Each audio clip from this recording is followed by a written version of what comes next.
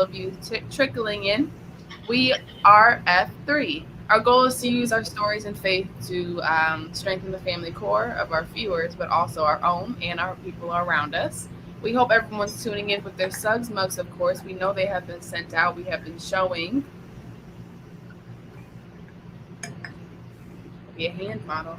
We are showing many selfies throughout the time. You can see that a lot of our fans have gotten them. If you are interested, please reach out to us. We are more than happy to let you know on how to get a Suggs mug, and be part of the Suggs Mug F3 family.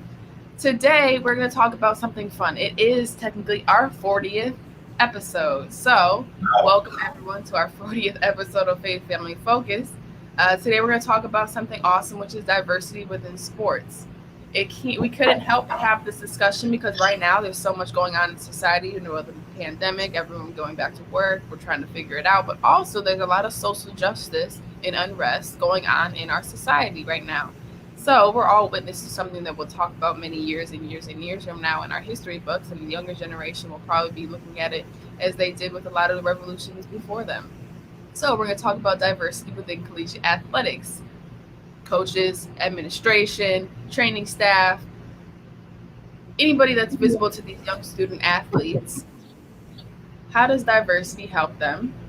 So we're excited. Dad, is there anything new going on with you before we dive into this awesome discussion? Well, let's dive into the discussion. I think it's there's a lot to talk about. I think the timing is perfect. I know that we, on a previous show, Making the Champ, we kind of touched on diversity within quarterbacks and positions, and we kind of touched on leadership within college football. I was able to also touch on leadership within professional football and my disability growing up as a kid. And so I think it's a good topic. Faith, we're going to pause right now. So I think the timing is perfect between the injustices of our society, but also with sports being on pause. Just found out two more BCS conferences are canceling their football. So there's an opportunity for to really kind of take a look at what we can do to create a better, more diverse environment in college sports. Right, right. No, and I agree. And we're also seeing the NBA and the WNBA be at the forefront of this, all of this with their stances as a league.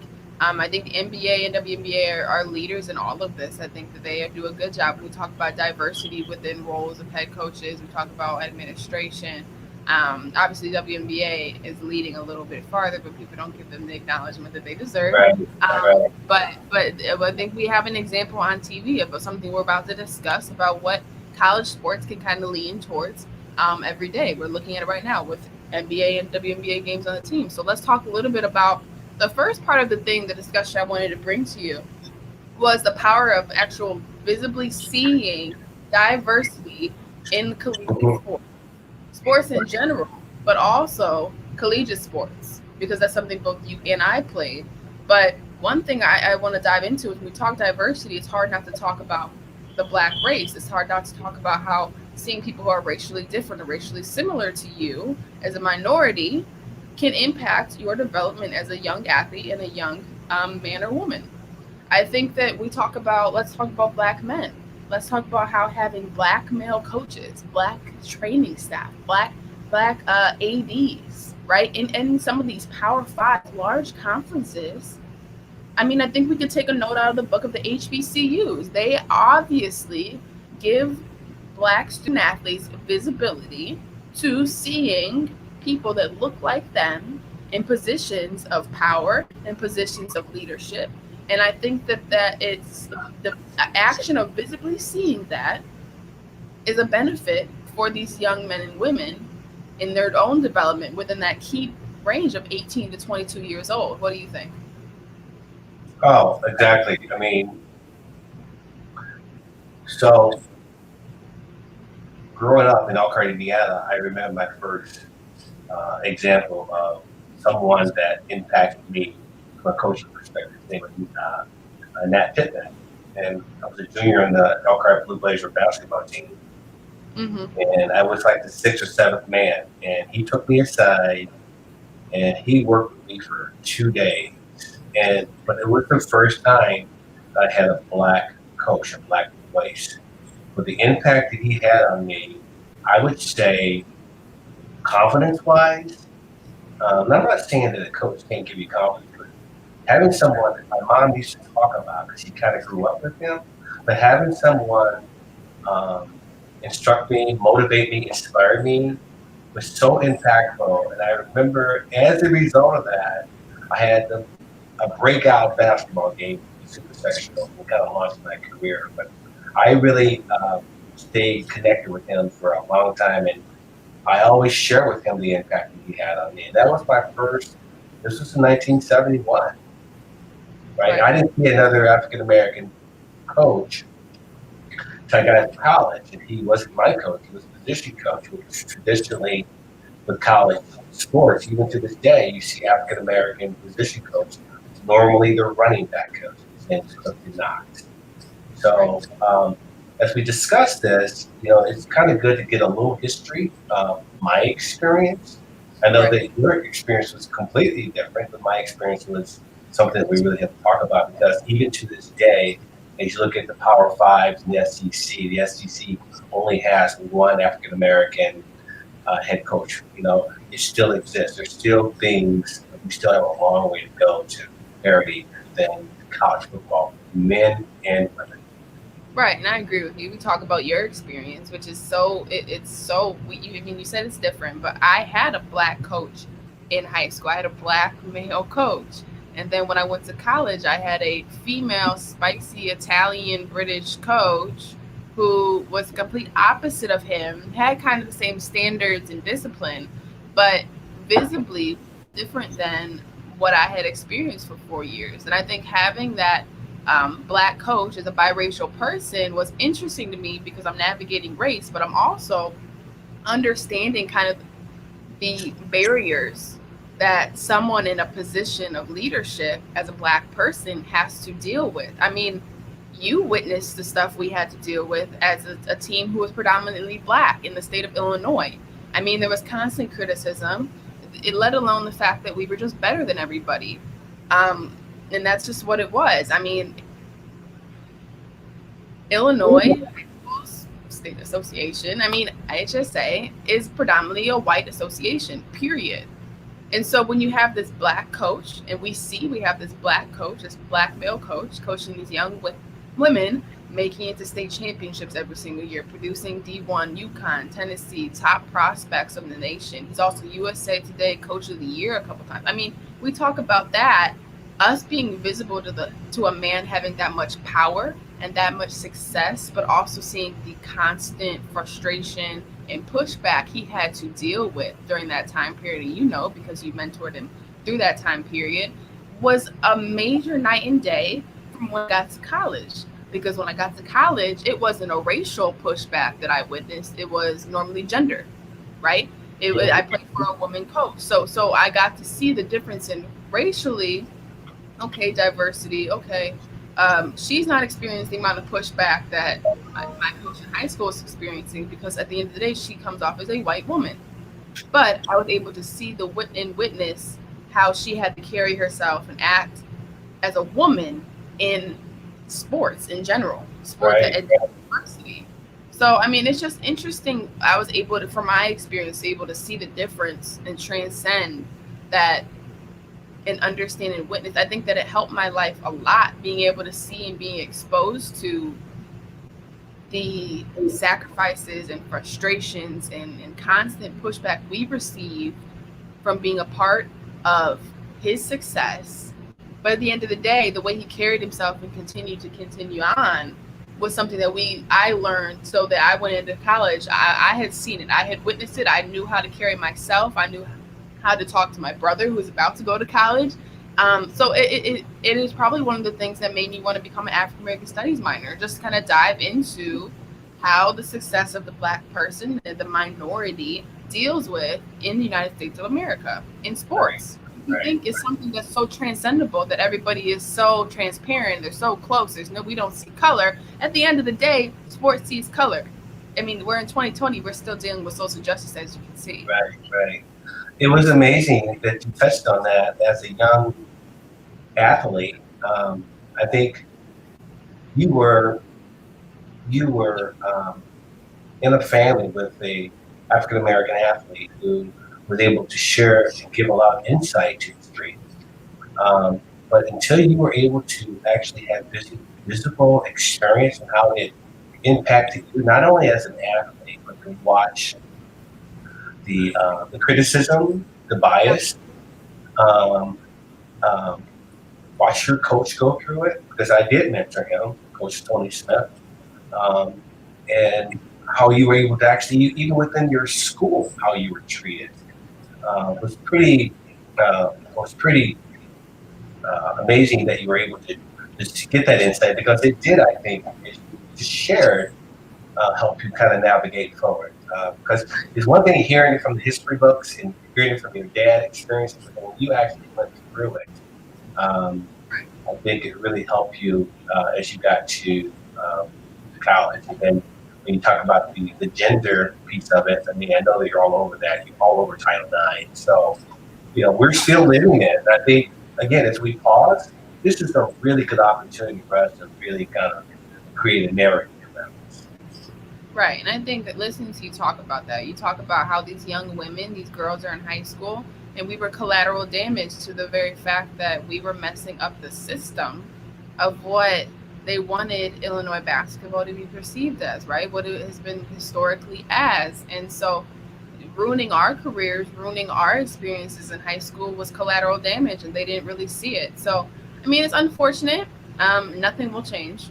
Um, there was a time period in there where 4 or 5 years in a row there was a predominantly black high school team that won state championship in Illinois, and now is no longer. So as you can see, we probably were the were the ending year for that. But I mean, the wording is black and white. You can see it as much as you want. But I think that my experience at Duke, for sure, we could dive into diversity. Let's talk gender. I mean, I'm such a big advocate on diversity, and we'll talk about opportunity and affirmative action and gender as well when we get to like something else I want to bring to you. But for me, playing for a woman coach and seeing a woman who has had kids, who is married, who has accomplished so much in her life, right? She would shadow Nick Saban. She would shadow many places. She did everything she could to build up her resume and have a pretty successful career, three-time ACC Coach of the Year, I believe.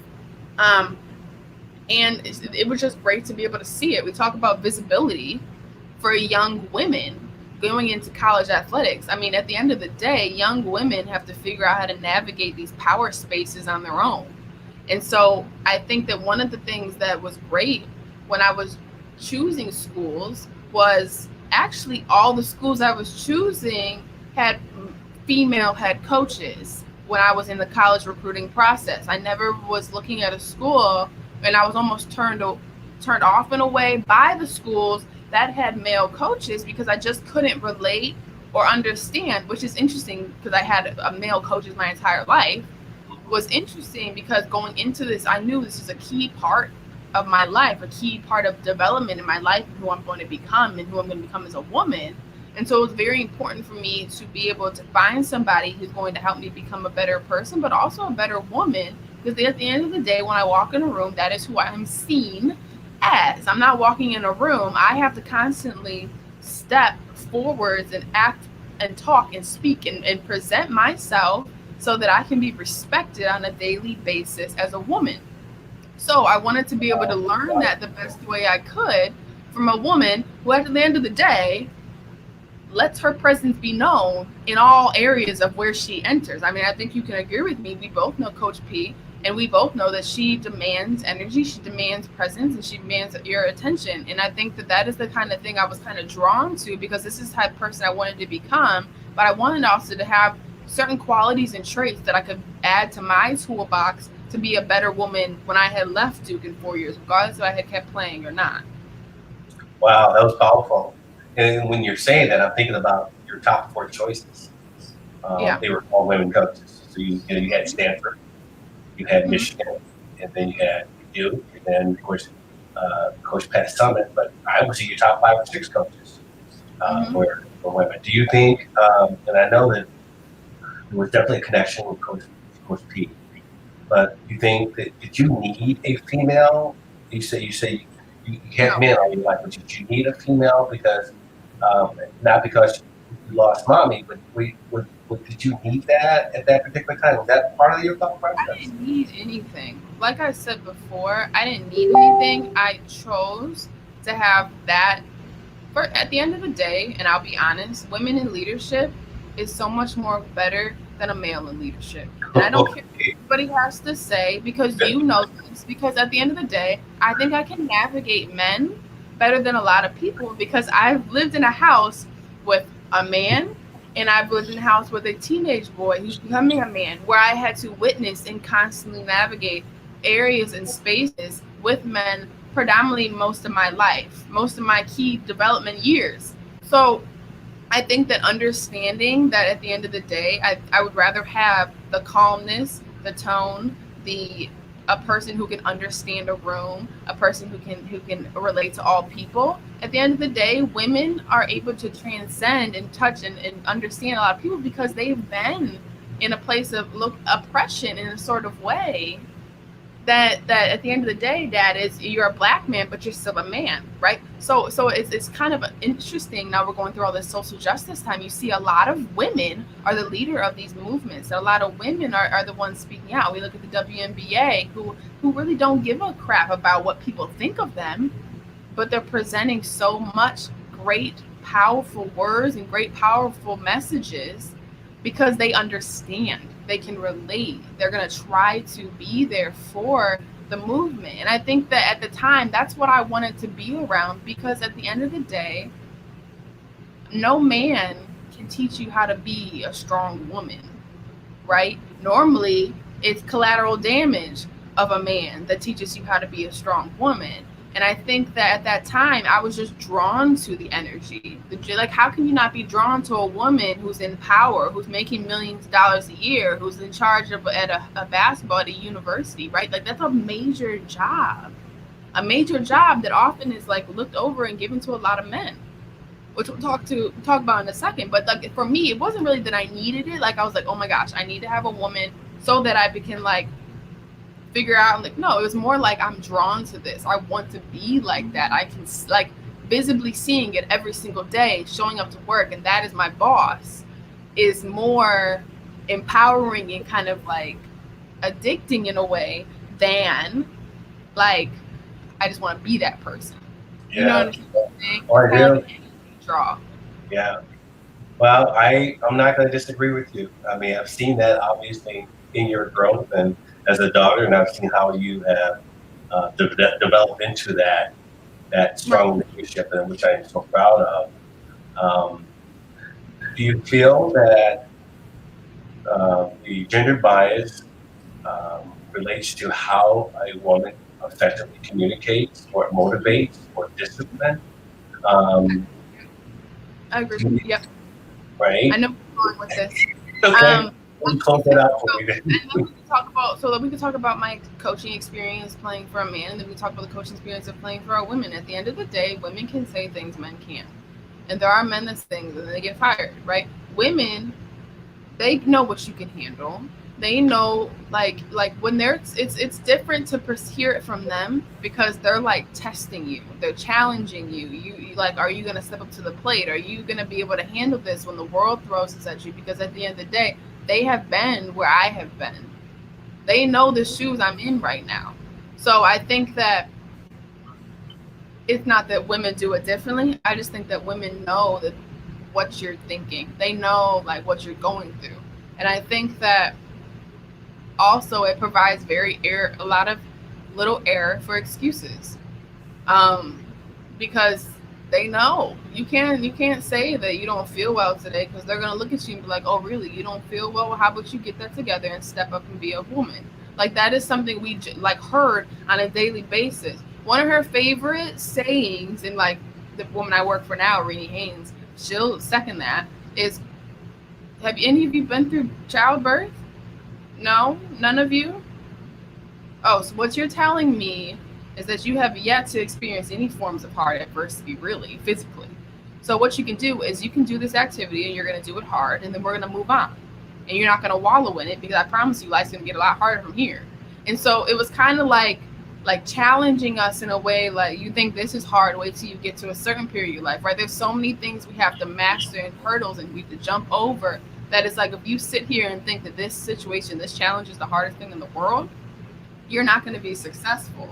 Mhm. And so I will say this, I played for a white woman, but now I work and coach with a black woman head coach. So it's a little bit different. The coaching standards are different, even though she played under Coach P as well. Coach Coach P had a way of being direct and like this, but Renee Haynes has a way of turning it into fun and making you want to do it because you want to do it for you. And it's seeing that women have many shoes and hats they can evolve into. I think that's one of the greater things of playing for a woman than a man. Does that make sense? That women Oh yeah, yeah, more yeah. hats to put on. But slow down. I don't want to move too far off this topic. This is really powerful. Because you're right, you're in it, and so you're working for an African American coach who was kind of mentored under Coach P, right? Right. Do you have any visibility to the different challenges that Coach Rainey is experiencing versus Coach P had to experience?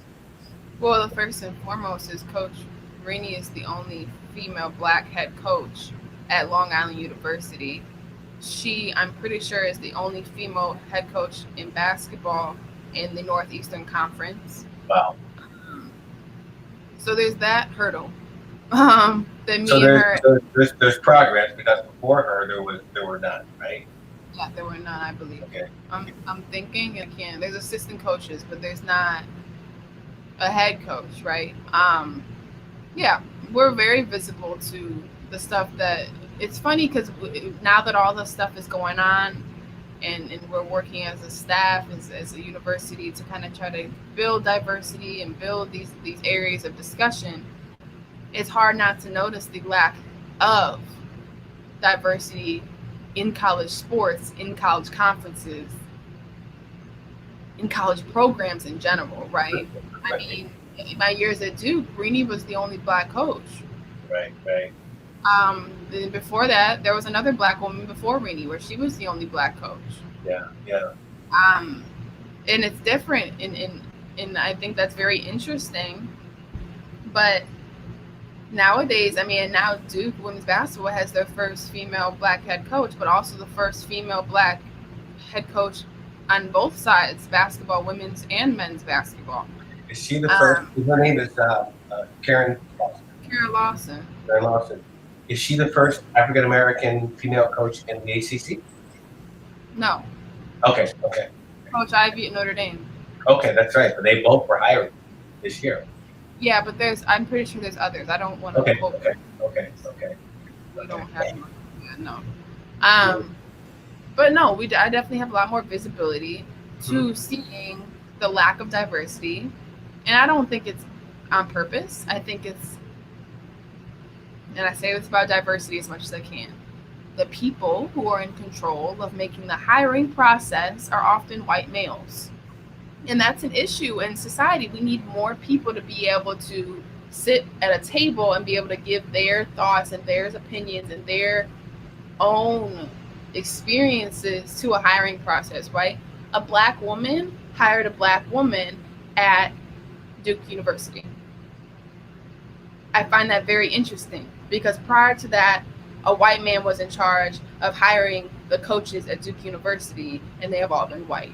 And now this is not racism. This is not. This is just the fact of what it is, right? This it's just a comfortableness and an understanding, and you know what I mean. Like, let's think about this. Think about who you are, and when you walk in a room, and if you walk in a room with all white people, and you walk in a room with all black people, you feel two different kinds of way. It's a form of relatability and understanding and feeling that your experiences match with that person. You're going to be able to understand, right? It is different. That's just what it is. That's the power of race, right? Differences, the ability to be able to try to transcend and relate to people who are different than you. And it's normal to feel comfortable with people who are the same. Right. So I think that the stuff that Renee goes through and the stuff I see is nothing crazy. It's just we're trying to find right now everybody wants answers from the black women, the black men, the people who are in the university, and this is everywhere, right?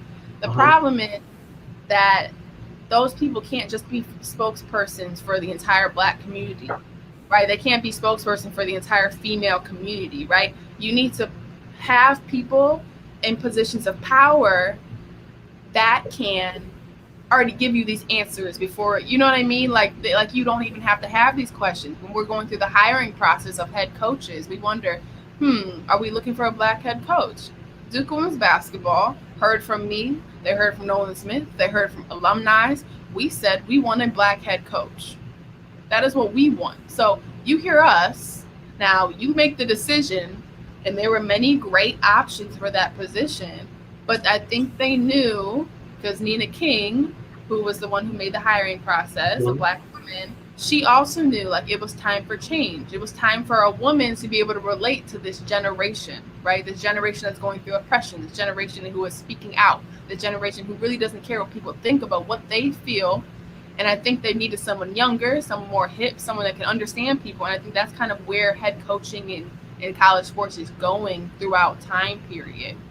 And I think that we're going to start seeing more diversity and more hires of women, more hires of black people, more hires of people who are different than the structural white male coaches in sports. Because at the end of the day, we talk about visibility, those people can relate to these kids, and these kids they're recruiting. At first, I feel like recruiting is about how you make the parent feel, right? And can you get the parent to buy in? But nowadays, parents are really not that hands on in the recruiting process, and these kids are leading the way Right, because right, these kids have right, to be at school for 4 years. So the kids are like, what do the kids think about the coaches? So if you're hiring an all white staff, an all male staff, you're going to struggle to bring in certain college athletes, college recruits. It's just what it is. And you're yeah, going to struggle. But now we have a transfer portal. They're going to take away the transfer portal. Kids could have to sit out. You're going to right, see a lot of transfers happening to kids who want to go to schools where they feel comfortable. right. Well, kudos to Duke University. That's just a milestone. Just Yeah. getting back to your experience is mostly in college, but just from a football perspective, um, there's a professor of African American studies, Mark Mason, and says rich alumni, most of whom are white, feel more comfortable with white who look like them. So, Right. so that the alumni dollars drive the football funding. White coaches will have a huge hiring advantage. So there's that perception of what we feel more comfortable with. Yeah, Yeah. It's yeah, comfortable. And who has the money?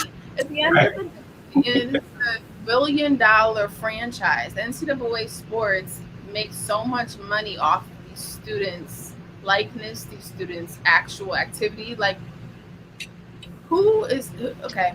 We'll use the University of Carolina. Their alumni is predominantly wealthy white people, right? And that's just what it is. We're in North Carolina, we're in the South. We look at Alabama, we look at, you know what I mean? We look at these Power Five SEC football schools, right? It is hard for these people not to understand we can't hire someone that the fan base, the alumni cannot approve. At the end right. of the day, that person will be in long if the fan base doesn't approve of them. If there is a disapproval rating, it's almost like the politicians.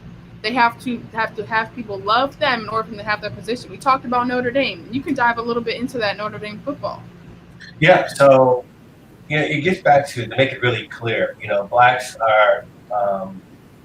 I mean, you look at 135 BCS schools, there's 13 African American coaches, Mm-hmm. um, and uh, the same professor also stated that blacks are less likely to be hired as offensive coordinators or defensive coordinators. They rarely get a second chance to shine at prominent universities. Um, they generally get a shorter time frame to prove their coaching skills. For example, and these are the facts, Ty Willingham at Notre Dame um, was fired after 3 years. Um, Gary Faust, um, Davey, Charlie Weiss were fired after 5 years. and he had a better winning percentage or equal than all three of those coaches. Right. So those are the dynamics that once we obviously give the opportunities, there's still a real uphill battle that they have to overcome. And that's just like anything else. We have to be that much better. We have to be that Right. much more successful. Mm-hmm. Um, so we have a ways to go when it comes to that. And from a college standpoint, it is really, really challenging to see. I mean, the different conferences, the SEC Faith has Derek Mason. He's the only African American coach in the SEC. The SEC probably has 68% African American football players, Right. right? So, I mean, these are things that we're just sharing with our viewers. And obviously, it's time to pause. We're not playing football. We're looking at this. But you have gender, and then you have the gender thing is a whole different. That's why they want to kind of move from that. But now we're transitioning to coaching opportunities, and when they do get opportunities, how much time do they get? What's their chances of being successful? Yeah. I, I will say Tony Dungy, Lovie Smith, um, Tony Dungy, Lovie Smith, Hermet were probably head coaches. They should have been head coaches 10 years prior to the time they got head coaches. Right. And we talk opportunity. Why don't you dive a little bit into the recent stuff that happened in the NFL in this last summer? You talk about the Rooney Rule. How about you dive a little bit into that? Yeah, the Rooney Rules is almost a NFL version of a perfect action, but didn't work. It was just all Yeah. sides. And, bottom line is that every NFL football team had to interview a certain amount of African American coaches. And those African American coaches who went through that process thought it was a joke because they were not, although they were qualified, they knew that they were just going through the process. So we're still there. We're still there. If you look at the number of African American coaches in the Mm-hmm. National Football League, we still have a very, very low percentage of African American head football coaches and a very low percentage of African American offensive coordinators. And, I told you my experience as a kid growing up. Most of the African American coaches are running back coaches, or they are in a position where they're hired to relate to the African American football players. But Right. being in a position where they have to make philosophical decisions, uh, play decisions, uh, salary decisions, general manager decisions, we still have not arrived. Right. I agree. I think one thing about the Rooney Rule, we have the situation where, and there was a big debate within the black community about it because some black people believe like this is opportunity. You make what you want to make of it, right? Like at the end of the day, this is still something. A door is open, so either you want to run through the door, or you want to say no. I'm gonna keep trying to bang my head against the door and try to open it myself. And the other people were like, you know what? I'd rather bang my head against the door and do it myself. But at the end of the day, personally, I feel take your opportunity and try to make the best out of it because Right. at the end of the day, the world doesn't give a crap about how hard you're banging your head against this door. They're already still looking at the open door, talking to the person who came through the door, right? They don't care about you in the back hallway banging your head against the door. So it's just, I mean, it is unfortunate. It's unfortunate that we had to create this rule, but it's a step of affirmative action. Affirmative action isn't something that is just trying to give people opportunities because if they're black. It's trying to level the playing field for people who are already 10 steps behind because of the government, because of social justice, because of all the things that are keeping them behind. Diversity means race, we mean women, we mean giving these people opportunities that they wouldn't have on their own. And so when it comes to that rule, I think the NFL was trying to do something. They're trying to make a step forward. But it really, when we talk about the NFL, we talk about college football. At the end of the day, it's who is in the big seats of power. We can talk Right. about head coaches all we want. But like I said, a black woman hired a black woman at Duke University. You have to diversify the table at which the decisions for these roles are being made. Right. That Right. way you can hear everybody's perspective. You can still hire a white coach after making that perspective. You can still hire a male coach to coach women's softball all you want, as long as all perspectives are being heard and you can understand and vet that person enough to know, okay, you know what? That this is the right person to coach at Oregon. This is the right person to coach at USU, right? That it just makes more sense to diversify the table and the top than to start from the bottom, because at the end of the day, the top is really what the issue is in college sports, in professional sports, at the end of the day. But we talk about opportunity. I mean, I know this is a discussion me and you have had many times. Um, Male coaches in women's sports.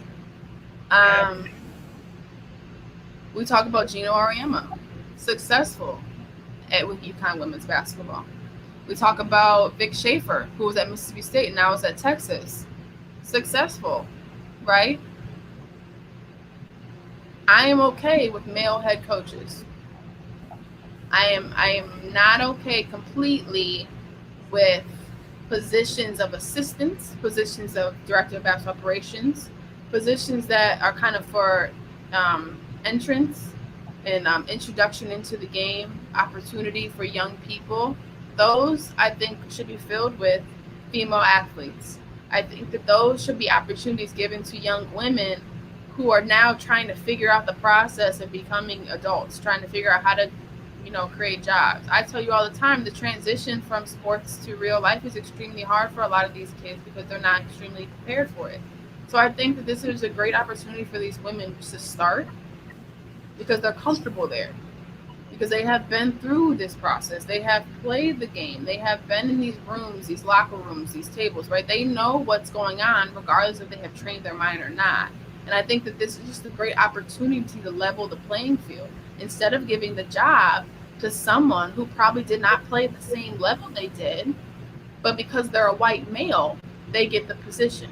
And I told you this many times. It's a little crazy to me that you would choose a white male who did not play the game at the next level over a woman, a black woman or a woman in general, who did play at the next level, but did not get the job, right? Who did not have the years of experience. Mhm. It just seems a little weird to me that we won't try to continuously build up women and try to help them prepare and build up their own sport than what we're doing. Well, let me ask you a question. We're talking about a narrative that we're talking about that's kind of consistent with what's going on with our society right now with injustice. But now we're talking about sports. This is a very important narrative, and we are basically stating factual stuff. Mm-hmm. How do we? Because it's got to really come down to changing the heart of people who are in power, right? Giving them visibility to the presidents of the universities, okay? And they got to understand how important this narrative is. The athletic director, because those are where the decisions have to be made. So when you were sharing with me about Duke, Canada, that's why that was changed. That's why there was an opportunity for a well qualified. This coach is also an assistant coach in the National Basketball Association. Okay?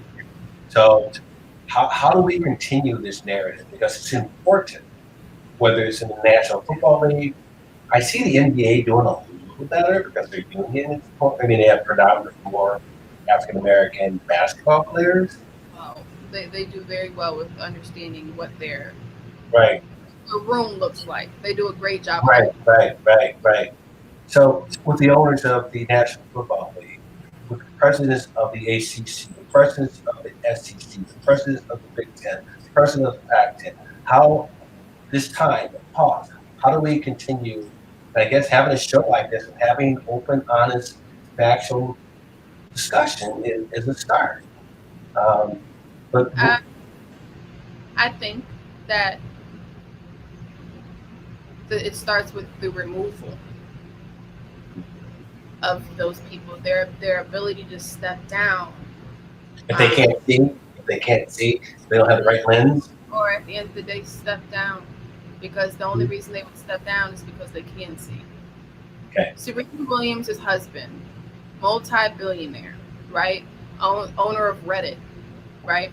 Stepped down from his position of the company he created because he wanted and used that money to fund social justice, but also because he wanted that CEO position to be a black person. Okay. Because he got it. And what we're not saying is that black people can do it right. Black people, it's more kind of understanding the narrative, right? Right. Putting someone in a position who is so much more well versed in understanding of what the change is happening and the kids that are playing for you and the people that are coming into your programs and what your fans are starting to understand. That is more someone who won't be overwhelmed by this part of it. Because at the end of the day, this part of it is the major part of it right now, It is. right? It is. We're at the cliff of teetering over into change and complete movements. And so I think that the ability to see that your position needs to change, or your Right. ability to see like maybe I don't want to step down, but the people below me need to be different so they can check me when I don't see things because I can't see them by my privilege, right? I can't see them because I haven't grown up as a black person in America. Or I can't see them because I'm not a woman, so I don't know what these girls are asking for, right? So it's just understanding when you just don't know, right? It, Go it ahead. was interesting when the statements that were made after Floyd. I mean, a lot of universities and coaches and athletic directors made statements. And it Mm-hmm. was interesting to see the content of those statements and where they actually come from a real genuine, I understand it, or were they just, just a cover, right? So, it just interesting. And I know we're at a time where the narrative has to continue.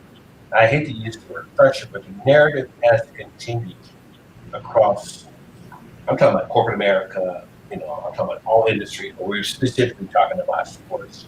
And sports right now is such a vital, important part of our world right now, and we're missing it. And I think the opportunity to keep this, continue this narrative is so important. Some people feel comfortable, some people feel uncomfortable, but you still have to continue by stating factual, because a part of a part of healing is education, acknowledgement. Okay, acknowledge and heal, but understand this is how many coaches are in the ACC. This is how many black coaches are in the SEC. This is how many women coaches are coaching major college programs. I mean, there's a lot of people who don't really have visibility to that. And then when you talked about the change, it takes a lot. I mean, there's NFL owners are not going to change and they're not going to sell their program. They're not going to change. They're not going to change, their philosophies. And we still have ways to go. There's a high position person in the WNBA that there's controversy around. Dream, the Hmm. owner laid a dream, and Right, and right, what right. narrative on that is she is a major um, conservative um, and supporter of our current president, and the narrative and voice of the WNBA is very not that. Um, Right. People know that the WNBA is predominantly black, but also predominantly LGBTQ community. Okay. Um, a lot of these women in general, don't support our current president because of remarks and comments he has made and certain things that are going on with healthcare. But these women are not stupid, right? A lot of these women, all these women have their college degrees. So her team with the Atlanta Dream, her players are telling her, we no longer want you here. Please sell the team. Sell us. We don't want you to be the leader of our program because you don't understand what we're trying to do here, and she's kind of holding on to them out of spite. So it's a big thing going on right now. A big thing that happened kind of beginning of the season. It'll be very interesting what she does at the end of the season. But yeah, that was definitely something that happened, and it happens a lot. And that's a perfect example of what you just said. That she doesn't care. She doesn't Right, get it. right, right, right, right, She, right. unfortunately, even though she's a woman, she can't get it because she doesn't want to get it. She doesn't want to see and acknowledge and educate herself on what's going on and who her athletes are and who her coaching staff is, right? So even though everybody hates her, she still doesn't care. So we'll see. I think that's very NFL like. Very NFL Right. like. Right. So is there hope? Hope for what? Is there hope for change? Is there hope? I mean, obviously, have a narrative like this is hope. I mean, you saw ACC, predominantly white university hire an African American coach. I mean, you see that. So during this time, you see, and I guess that's maybe a good, but wasn't a good question, but yeah, hopefully we do. Hopefully we see change because I'm speaking in terms of where I came from, Dave. Growing up when I grew up, having visibility to only one thing and realizing that that one thing wasn't right. When I shared with you, the first African American coach I had, realizing it was the first one. After many years. So my eyes, the onion peels are coming off my eyes to the visibility of how different, and I would say the word bad, but it was. I'm coming to that point. Even though I was an African American history major and I saw a lot of transcendental stuff, I mean, I'm realizing, man, we still have a long way to go. And I think that's just the difference in your generation and mine, where you are now just seen to acknowledge when there's a lack thereof of diversity and seeing it. Where the first thing I see when I walk the room is where are the women and where are the black people. Right. That's the first thing I consider. Okay, these are the people who are my bosses. These are the people who are the head of department. Interesting. Well, Faith, I saw it. We couldn't say anything. We didn't feel like we had the platform, or there was the fear of the opportunity that we finally got. We would And that's lose the it. difference. And that's what, yeah, that's what I'm trying to explain to you is our generation, you're seeing it more and more, is that there's a lot more kids who would rather die for getting at least saying something. And it's very interesting. It's just the change. And that's why when you say, where is there hope? Yes, there's hope. We're already seeing it, right? But like, you're just seeing that the youth does not care. Right. The youth will do anything to fight for everybody. We talk about LGBTQ community. We talk about women. We talk about black people. We talk about women overseas who are being killed and murdered and kidnapped for their rights, right? These are things the youth see, and it's because they educate themselves and they acknowledge it and they continue to pass on the word. And that's probably the power of social media and the power of everything is visible every morning you wake up. So that's just the difference in generation. It's just a lot more. I think there's a lot more education being provided. If that makes sense. A lot more visible video footage, everything for these kids to be like, no. We have the power. We have the platform. We have the opportunity to speak up and say this isn't right. Speak up and say, this is not fair that this is the people representing us, but none of these people look like us. So no, it's very interesting, and I think there is hope. We're seeing hope happen now. We're seeing changes happen. Obviously, it's been 151 days since Breonna Taylor's death, and still nobody has been arrested.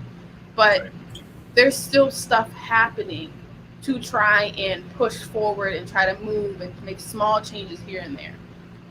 So, I mean, we do have hope. I think there is, because I think the world is in the hands of some really great people right now, which is young people. I agree with you, and that's the one thing that I am learning.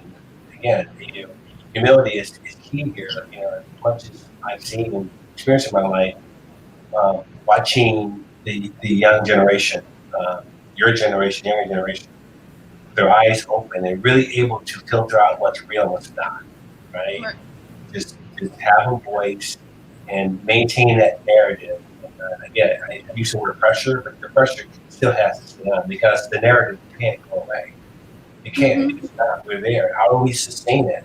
Let's having healthy discussions like this. I'm obviously proud to have this narrative, but I'm also even more proud to have it with you, my daughter, who really clearly see your lens is very, very clear.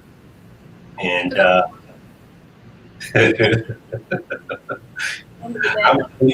good with that, right? A lot of beauty in women. Right. But no, I think this is a really great discussion. I think that is an interesting discussion. Because I mean, I think a lot of people now, when I have this discussion with a lot of people, they're starting to be like, I went to school and I realized like there's no women on staff. There's no women teachers in this major, right? There's no black people in this department, right? That people are starting to understand I'm confused and honestly I don't feel represented.